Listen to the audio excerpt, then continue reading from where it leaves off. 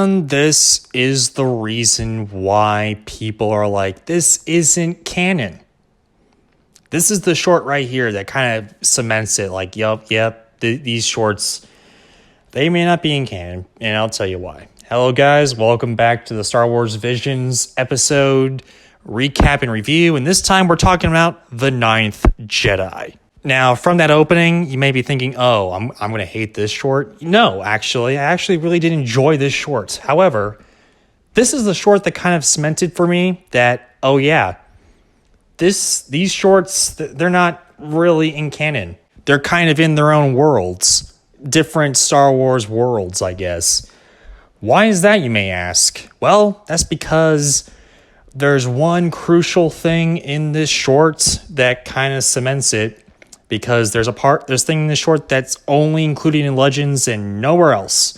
But we'll get to that when we get to that. But first, what is the overall story of this short? Well, I'll tell you. This whole short is focused on 8 Jedi that are running and hiding from the Sith, and they're trying to gather weapons and kind of regroup to try to take out the Sith. And they come upon this asteroid that's floating above this planet up there. And every Jedi has gotten this message, and no one really has seen the person that had put this message in. And it's a lot of great dialogue about how this may be a trap. And some people are like, oh, well, maybe this isn't a trap. Should they take the risk, or should they just try to run for the hill and try to save themselves? But then we cut to the planet where we see this guy creating some lightsabers with his kid, I guess. And the thing that triggered this as being, oh, this is not canon, the lightsabers only work for strong Force users. The amount of Force that you have and the amount of connection you have to the Force, these lightsabers kind of mirror, I guess.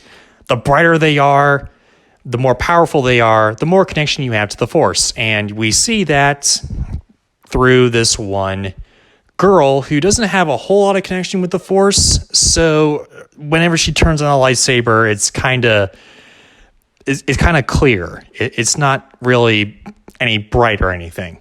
And I know that this was a Legends thing, and I know also that this is only these particular lightsabers and are not connected to any other lightsaber in the entire Star Wars canon. There are only these lightsabers that only mirror the connection they have to the Force and all that. But I knew right then that, oh yeah, this is not canon crap. But it's still great, honestly. But then the Empire comes in and start wrecking house, kills the guy. The girl runs away with the lightsabers, trying to get up to the asteroid. Everyone's just getting more pissed and more like, oh crap, we need to get out of here. But this droid comes in and is like, oh no, you need to stay here. The guy's coming with the lightsabers. Don't worry about it. And after quite a heavy and quite suspenseful chase, we end up at the asteroid with the little girl with the lightsabers. But then it turns out all of the Jedi, except for this one wimpy person, are Sith. And they're like, oh, snap. And all the lightsabers turn red. And we're like, oh, snap.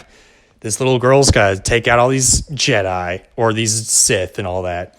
This one little Jedi. And then they start wrecking house. They start just destroying all these Sith members and all that. And the girl all of a sudden her lightsaber becomes clear, and then all of a sudden it starts getting bright blue and all that, and we're all just like, oh yeah. But then it turns out that this droid actually was the guy that sent for all these Jedi, and apparently the Jedi were supposed to come, but then the Sith kind of took over their modes of transportation and killed them, and then replaced them. So now that the Sith know where they are, they gotta go flee and all that. And the girl's like, all right, let's do it. And then it ends with a the huge asteroid turning into a lightsaber, which is like just awesome. It's beautiful. Beautiful imagery.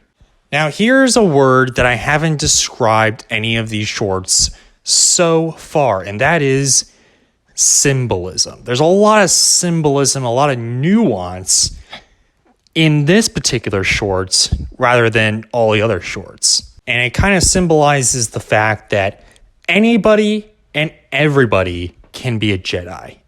The Jedi are not dead. They're a little shook up right now, but there is a lot. Good will always triumph over evil. Even though things may look bad now, they'll become better later. And anyone and everyone can be a Jedi, despite what the prequels say and midichlorians, like, oh, well, midichlorians, it's your measurement of how much force you have within your bloodstream and all that, which is weird and gross and whatever. This is also the most dramatic out of all the shorts that I've watched so far.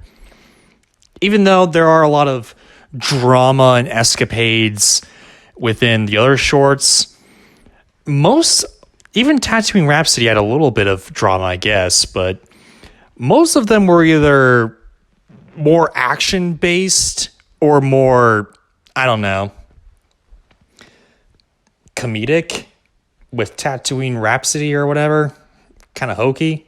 This one is more dramatic. This one is not about this one's not necessarily about the connection to the Force or the connection to the Jedi or whatever. And it's not about the action or whatever. It's about this one little girl who may or may not have a connection to the Force or whatever, but with proper training, she can.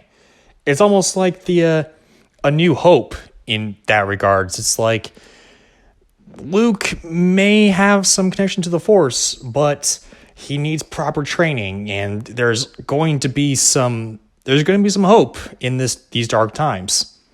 And that's what this short is about. Hope. Hope in the new, hope with the children, to I guess, fix the problems that the old men tended to create. And that's what they're trying to do. They're trying to fix their mess. And that's what this kid's going to do. That may not be what everyone else got, but that's what I got. I don't know why. I don't know. That kind of resonated with me quite a bit. I just kind of watched this short a couple times to kind of realize that, but that's what's always in my mind whenever I watch it. And I have to admit, I kind of like it. It's very nice. Very good. All right, guys, what did you think? Did you think this was about the future kind of helping to rebuild the past mistakes? Comment, let me know about this. Subscribe, ring that bell. More content coming your way. And hey, take care, guys.